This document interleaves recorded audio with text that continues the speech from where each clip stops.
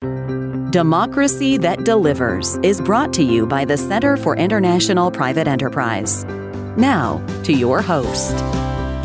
Hello, everyone. Thank you for joining the Democracy That Delivers podcast. I'll be your host today. I'm Jenny Anderson, Senior Program Officer with the Asia team here at SITE. Today, we'll be discussing Cambodia. Given that Cambodia is the current chair of ASEAN, which has had implications for Cambodia-U.S. relations, it's a good time to explore this topic. We are joined by two ideal guests to discuss this complicated relationship, Greg Poling and Charles Dunst, who recently authored the report Pariah or Partner, clarifying the U.S. approach to Cambodia. Greg directs the Southeast Asia Program and the Asia Maritime Transparency Initiative at the Center for Strategic and International Studies, CSIS, where he is also a senior fellow. He is a leading expert on South China Sea disputes, and he is the author of the recently published On Dangerous Ground, America's Century in the South China Sea, along with various works on U.S. relations with Indonesia, Malaysia, the Philippines, Thailand, Vietnam, and Southeast Asia at large.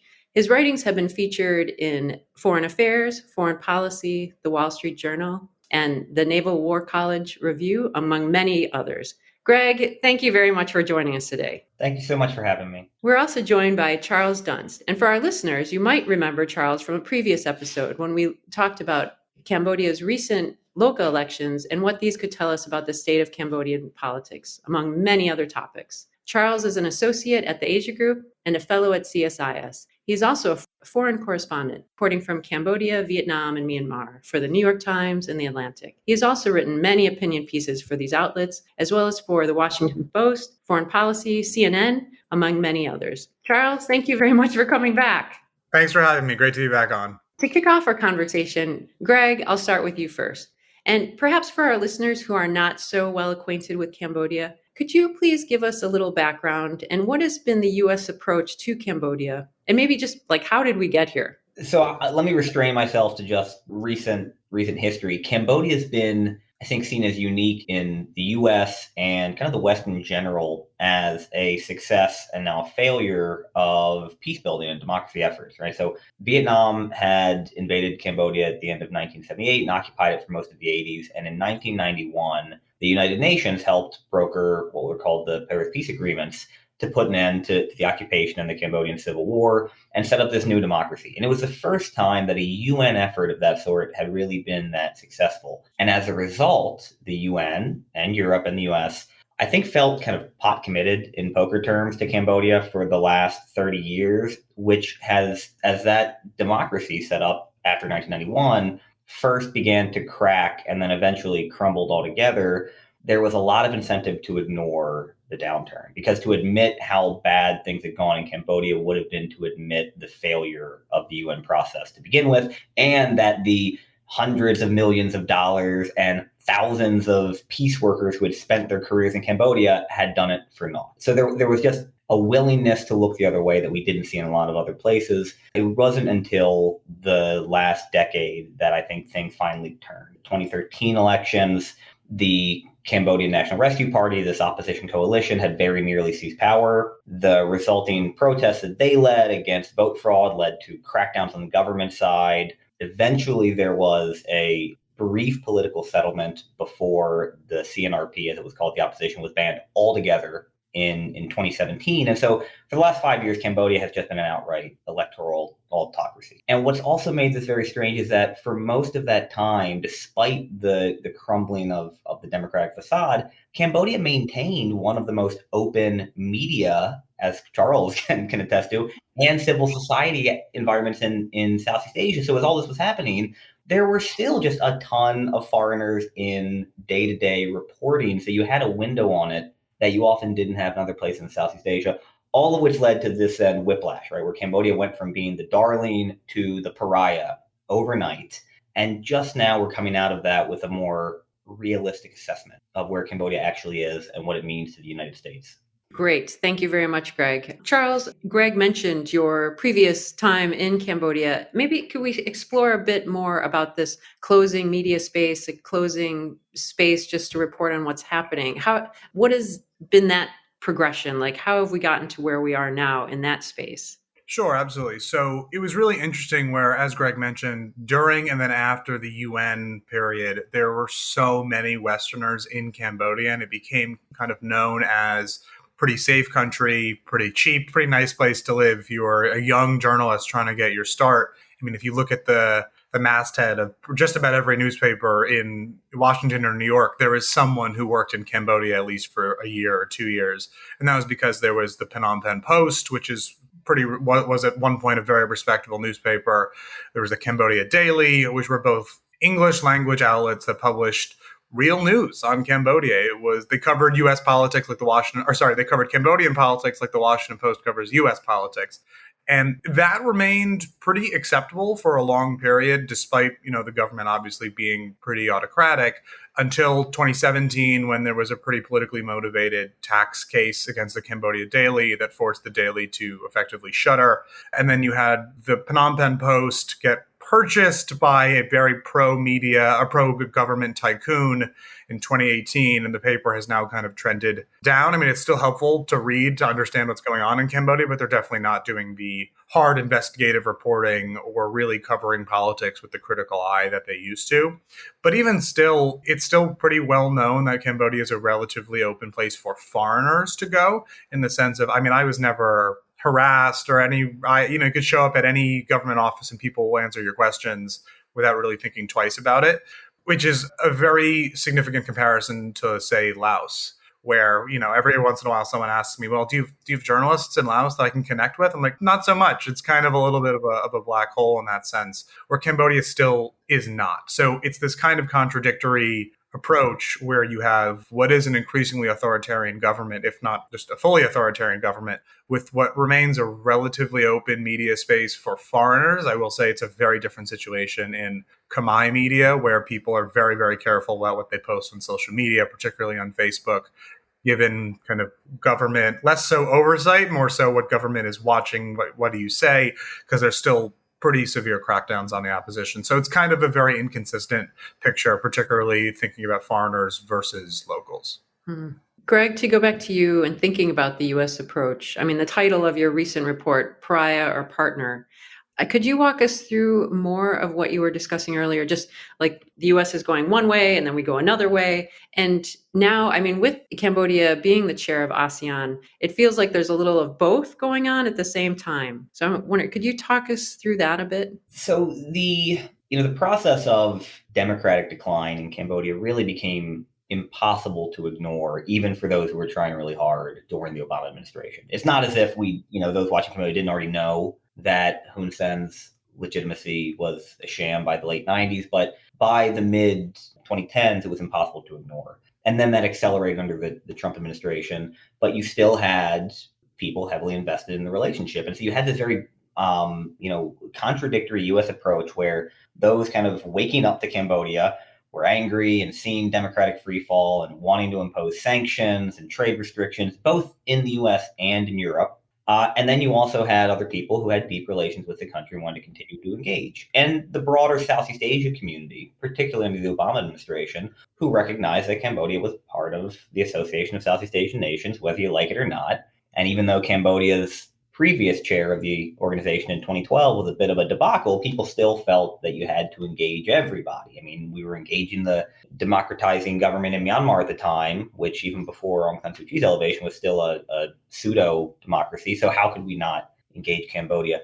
And that those contradictions grew even sharper toward the end of the Trump administration and the early Biden administration because of Cambodia's unmistakable tilt toward China, and particularly the secret deal that was revealed in 2019 to give China exclusive access to part of a Cambodian naval base, a Ream naval base.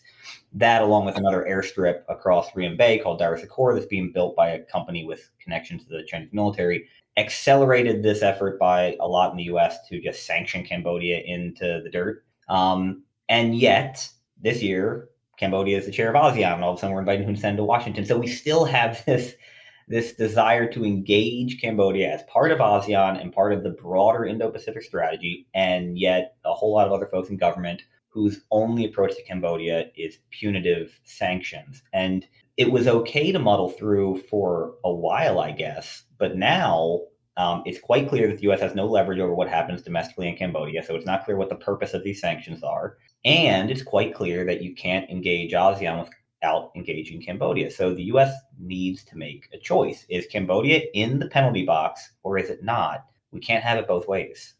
Right, exactly. I think, and that's why I think your recent article is just so important to discuss right now. Within your recent report, you have a set of, a comprehensive set of recommendations.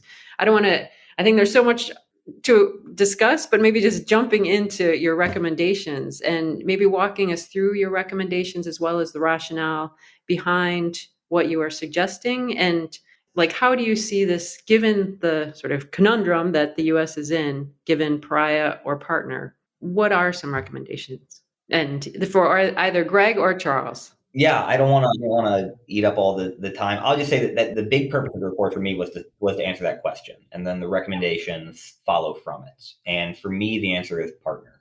I think that's clearly where the U.S. government has landed. You don't have to like Hun Sen. I doubt anybody in the U.S. government likes Hun Sen. I doubt Charles likes Hun Sen, but he's in power. And by the standards of dictators, I'm afraid to tell people he's relatively young and healthy. So you can't bet on him leaving the scene anytime soon. So this is the Cambodia you got. You have to figure out how to work with it if you want to make engagement with Southeast Asia part of your Indo-Pacific strategy, which clearly you do. Also, you clearly have no real ability to affect domestic political change in the short term. And so, nor do you have the ability to stop Cambodia from getting closer to China other than to offer alternatives, because sanctioning every Cambodian military official who looks at China clearly isn't working. So I think our recommendations in broad form are admit that you need Cambodia, whether you like it or not, engage with it as a normal country, stop punitively sanctioning Cambodia under the guise of human rights for things that are not human rights related. The sanctions that are clearly China related, but that we claim are human rights related. And then the stuff that I think Charles particularly was helpful in inserting, invest in the long term in Cambodian society and civil society for a post-Hun Sen future, but admit that you can't control when that happens. Yeah, absolutely. And I think I obviously agree with the broad strokes of what Greg was saying. And in terms of specific solutions, I think one thing I was thinking about when writing this report was this fact that Hun Sen has definitely lost popular legitimacy in Cambodia in a way that I think is not particularly well understood, where people did for a while actually like him, particularly older people. There was this notion that Hun Sen delivered Cambodia from this wartime period, provided stability, provided relative economic growth. I mean, of course, Cambodia did not grow as fast as Vietnam did, but Cambodia today is nothing like Cambodia in 1985. So if you lived through that period, there was a reason to at least have some support for Hun Sen, but that is waning in no small part because 2/3 of the country are under 35 years of age. And that was why I think we thought about solutions like investing in independent Khmer language media, this notion that the United States needs to actually make sure there is an open media space, because that open media space allows for critical reporting, or frankly, just truthful reporting on both China and Hun Sen's own government, both of which are likely to actually augment existing frustration with both China and with Hun Sen, obviously, which is good for the United States because you already have very strong views of the US. And to contrast a Cambodian public approving of the United States with a Cambodian public disapproving of China and increasingly disapproving of their own government is helpful in the long term if you're thinking about building a post-Hun Sen government or post-Hun Sen Cambodia, which is the same reason why we advocated expanding and publicizing US aid to Cambodia, because it does feel like among many young Cambodians that the United States is somewhat absent, that it feels like there's this very critical approach of just kind of sanctioning Hun Sen into oblivion while not actually contributing much to Cambodian society. Whereas even if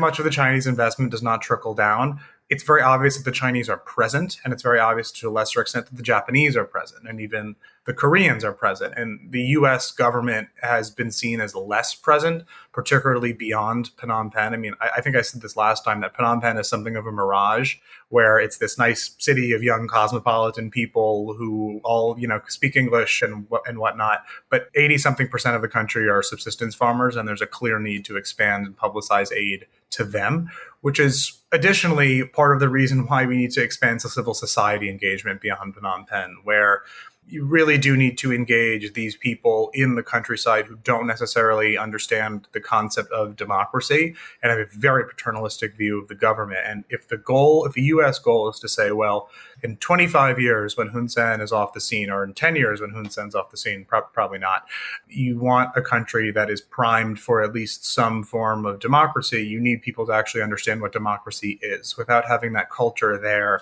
which comes from civil society engagement beyond the city, it's impossible to imagine that you're going to have anything like a liberal society. That being said, in terms of, I want to shift gears a little bit, in terms of US-Cambodia relations, some very specific engagements that I personally find very important are dealing with stuff related to the Vietnam War era, where, I'll never forget this. Is a story I did for The Atlantic when I was there in 2019, where essentially the United States gives a lot of money for dioxin, so Agent Orange, issues in Vietnam. That's to the U.S. credit that there's a lot of money spent on, dealing with the generational ramifications of that. There is no such money spent in Cambodia or Laos, despite the fact that Agent Orange and other toxic defoliants were used in both countries. Certainly to a lesser extent than in Vietnam, but to a real extent, where I met people who live on the border between Cambodia and Vietnam, the grandfather remembers being sprayed by some chemical that made his eyes burn, made him cough, and killed all the crops. And now his children and grandchildren have deformities from which, they suffer, they can't work, and they have no support. And so I think from both a moral and practical perspective, that's a pretty simple thing that the United States needs to address. And on that same front, oddly, this is kind of not so well understood, but the Cambodian war debt issue actually does stand in the way of improved relations. Hun Sen and his government take this issue somewhat personally. There's basically this frustration that the U.S. is still demanding Cambodia pay a $700 million debt that was incurred by the U.S.-backed Lon Nol government, which has not existed since 1975. So 3 separate Cambodian regimes have existed since then, but we're still calling on the Cambodian government to pay for this debt. And the Cambodians are not going to do it. I think the argument in Washington is that forgiving the debt sets a bad precedent. But the precedent already exists in terms of Vietnam, where we worked with Vietnam to convert some of that debt into education funds. And I think that would be a really, really good idea vis-a-vis Cambodia. Creating scholarship funds for Cambodian students to study in the United States not only benefits the Cambodian people and, of course, benefits U.S. soft power efforts, but it also does literally pay that money back into the U.S. economy. So I'm not going to run through all the solutions, but those are the ones I think I'm personally most invested in from a moral and practical perspective. And I would add, I think something that Greg really dealt with was looking at damage control vis-a-vis Dar es Salaam and the Ream Naval Base, basically accepting that it's probably a little too late in the game to get Cambodia to 100% reverse course. But I think the solution we propose, it basically making sure that China doesn't have exclusive rights to Ream, that, perhaps the Koreans could show up at Ream or the Japanese could show up at Ream would be helpful. And I think help kind of control what the United States may consider a military threat. Yeah. And Greg, did you want to jump in talking about this issue? Well, so the Ream Naval Base is a problematic issue because it doesn't seem to mean as much for Chinese power projection as a lot of folks seem to assume. Access to Ream Naval Base on the Gulf of Thailand doesn't get China's Navy closer to anywhere it wants to be than it already is. If you look at the Strait of Malacca or, egress to the Indian Ocean, Singapore, it's the same distance effectively as China's bases in the Spratly Islands, which are much larger and are Chinese. Sure, it helps a little bit with operation in the Gulf of Thailand, but that doesn't mean that much. What it will do is it'll allow China to use the facility for satellite tracking. It's much closer to the equator. It's going to be useful there. It'll clearly be useful for sensing, intelligence collection. China will use it to spy on Thailand and Vietnam and U.S. operations in the Gulf, including with Thailand, and maybe over the horizon, radar facilities that allow it to peek into the Indian Ocean and watch what the Indians do. So all of that's problematic, but there's nothing you can do about it other than leverage it for better and closer relations with the Thais and the Vietnamese and the Indians. And at the end of the day, what we've done is we've told Cambodia that we have concerns. Cambodia hasn't cared. We've urged the Cambodians to veer off. They haven't done that. So then we began sanctioning Cambodian military officers engaged in the work and claimed it was because of global Magnitsky sanctions, because they're corrupt. Well, guess what? So is everybody else in the Cambodian elite. So nobody's fooled by the idea that this is about corruption. You're using a human rights and corruption mandate to hide an anti-China sanction, and it just looks bad. It looks kind of neo-imperialist by the US that we have the gall to tell countries who they are and are not allowed to have military relations with. We would be far better off focusing on trying to mitigate the damage and maintain our own relationship with Cambodia than trying to bully Cambodia out of this decision that's clearly already been made and is, locked and loaded at this point. Yeah, I thought that was super interesting what you pointed out in the report, just the use of the Global Magnitsky Act in this case. I thought that was, I haven't seen a critique of this, how it's being used like this before, but I thought it was really insightful. And I think this is an important point within many excellent points that you made in the report. Just sort of flopping what we've been discussing, maybe back to Greg for this one, thinking about Cambodia. Does Cambodia want a better relationship with Washington, with the US? So there's two answers here, and they're both yes. As Charles indicated, the Cambodian people clearly want a close relationship with the U.S. One of the interesting things about the media, at least the English language media environment in Cambodia, is that you also get relatively good polling by folks like Pew and Gallup, more than you do in a lot of the rest of Southeast Asia. And it pretty consistently shows that the Cambodian public is far more pro-American than one might expect and far more anti-Chinese than its own government. And then for Hun Sen himself, the answer is also clearly yes. Hun Sen, like many a strongman, craves respect. He was very happy to finally get his first invitation to the White House earlier this year for the U.S.-ASEAN Special Summit. He also, I think, fancies himself a geopolitical genius. He sees himself as like a new Tito or something, balancing great powers. And I would suspect when he's in his bedroom at night and really thinking about it, he maybe admits that he's gone a little too far leaning toward one of the great powers. And he's so far in China's corner at this point that it loses him leverage. So he clearly wants to attack back. Now, both of those are useful to the U.S., one in the short term and one in the long term. Yeah, absolutely. And I think what I would add there are some very practical examples of Hun Sen seemingly recognizing that he's tilted probably too far to China. I mean, it's been widely reported, but the Cambodians have hired two pretty big U.S. lobbyists in lobbying firms in Washington to push for meetings with senators, with congresspeople, with the think tanks, with the U.S. government, with the White House, to essentially make this message clear of we want better ties. Oh, we'll deal with Reem. It's not as bad as you think it is, but we want increased economic relations. They really want more investment from U.S. companies because it will help, in theory, wean them off kind of relying on China too much. And that's kind of one practical example. And as Greg alluded to, there's this interesting situation surrounding the ASEAN summit where a lot of other ASEAN countries were less bullish on it. It was kind of a take it or leave it thing where, to some extent, the Indonesians and a few others were like, well, we'll do it if the dates work, but if they don't, we're not going to stress about it. Whereas Hun Sen was like, no, we're going. Like, we are going to the White House. I want my White House meeting. And that's reflective of course, just his personal yearning to have this White House meeting he's long been denied. But it is also pretty reflective of the fact that he does want better relations with the United States. And I think something that frustrates me on this front is, given that they want increased economic ties, I was frustrated that the United States did not invite them to the Indo-Pacific Economic Framework. Notably, we didn't invite Cambodia, we did not invite Laos, and we didn't invite Myanmar, given the junta, which I think was the right decision.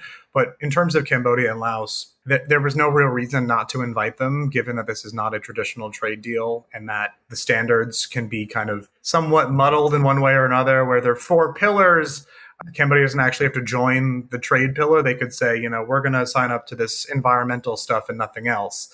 And that would be fine from the United States perspective, just as a mechanism of signaling better ties with Cambodia and with Laos. So I'm not sure the United States government has entirely realized yet that Hun Sen's government is making a relatively limited shift. And I'm also not sure, frankly, there's anyone really listening, because you have this problem where even if the White House said tomorrow, okay, great, we want really close relations with Cambodia, Congress would not approve. There are a lot of very strong critical voices in Congress, both folks who represent the Cambodian diaspora, which wants a very hard line towards Cambodia, but also folks who, frankly, as Greg was noting, have personally been involved in Cambodia for 30 years. I mean, Mitch McConnell went to Cambodia in the early 90s and now really despises Hun Sen for kind of breaking what was this Western democracy project on which we spent $2 billion.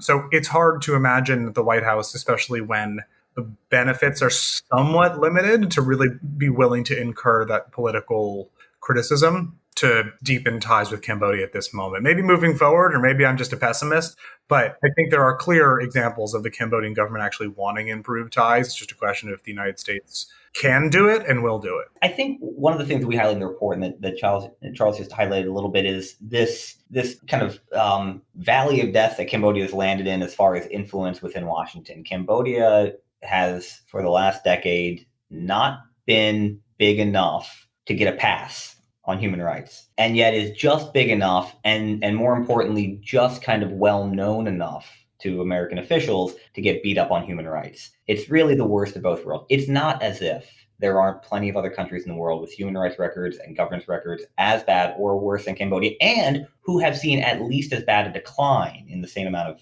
time, and who get a pass because they're seen as strategically significant. And there are countries like Cambodia right next door, or Vietnam right next door, who clearly have at least as bad, and I would argue perhaps worse, on the democracy side, but whose narrative within Washington is very different. The U.S. Congress is the greatest champion of closer ties with Vietnam because the story of rapprochement with Vietnam makes us feel good.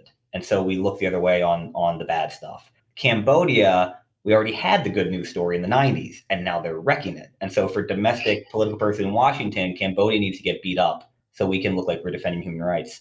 And look, this is all wrapped up in domestic politics, and it happens all the time with all kinds of countries around the world. But what I think is shifting in the case of Cambodia is now, because of the Indo-Pacific focus, because of the recognition of China as the first great power competitor that, peer competitor the U.S. has faced since the end of the Cold War, Cambodia's value to the U.S. geopolitically is rising to the point that there are more champions in the administration who will say you don't have to like Hun Sen, but you have to ignore some of this in the same way that we do for dozens and dozens of other partners around the world who are just as strategically important. Sometime we have to have another podcast, perhaps on Vietnam and U.S. relation with Vietnam and how that has changed. That would be fascinating. We're running out of time. I have many other questions, but I think because we're slowly running out of time, is there anything, rather than me asking questions, are there things that you want the listeners to know or that you would like to share more before in the last few minutes that we have left? Greg, would you like to jump in first? Well, I would suggest, I can start it, but maybe one of the things that we really need to highlight that was in the report is the fact that there's no alternative here. I think this matters, right? It's not that we're saying that the U.S. should support an autocracy against a viable opposition. We're saying that there is no viable opposition at the moment in Cambodia, and the U.S. can't pull one out of a magician's hat. And so you have to live with a Cambodia that is. Since the banning of the CNRP and longtime opposition leader Sam Rainsy's flight again into exile, there really is no opposition that even in a free and fair election tomorrow is likely to be able to win. And so you have to accept that. And the West has listened to Sam Rainsy for so long. I think many in the West still haven't grasped just how little cachet he has left in Cambodia. And Charles knows this far better than I do. No, I 100% agree. It's this interesting thing recently where I think we discussed the recent commune elections on that last podcast, where if those elections were not free and fair, but if they were, Hun Sen's party probably would have won because they still maintain a fair amount of legitimacy at the local level. And because there is no real opposition. You have this small candlelight party at this moment that was formed in the CNRP's remnants, but they're much smaller than the CNRP ever was. They would not be able to get around the 43-44% that the CNRP did. So I think what the United States would be well served by doing is essentially treating Cambodia, I would argue, more like we already treat Vietnam, which is not to ignore human rights, but to raise human rights much more tactically in private conversations, or sometimes publicly when it's very egregious. But you don't see the U.S. government taking kind of such a hard line over and over again, particularly publicly, towards Vietnam that we do to Cambodia. And that is a reflection of the fact that for years, the United States basically thought that Cambodia was not a strategically important country. And because it was not strategically important, we could press values and governance concerns. And I think it's really interesting that that has now kind of flipped, where that kind of hard line on values and democracy has actually seen Cambodia shift towards China and again become strategically important. And now we're kind of forced to reassess. Of course, Cambodia has their own agency and they were going to do what they wanted vis-a-vis China, whether or not I think our human rights approach was one way or another. But I think we would do well off to approach Cambodia more like we approach Vietnam. And I would just add quickly, I think part of what Greg was mentioning in terms of the story, that Vietnam is a much better story because Americans are very aware of the war in Vietnam and are very aware at this point that that was almost surely the wrong road to go down. There's no such awareness of the U.S. history in Cambodia or Laos. I mean, Cambodia and Laos each were bombed more than, basically we dropped more bombs on Cambodia and Laos each than the Allies did on the Axis in the entirety of World War II.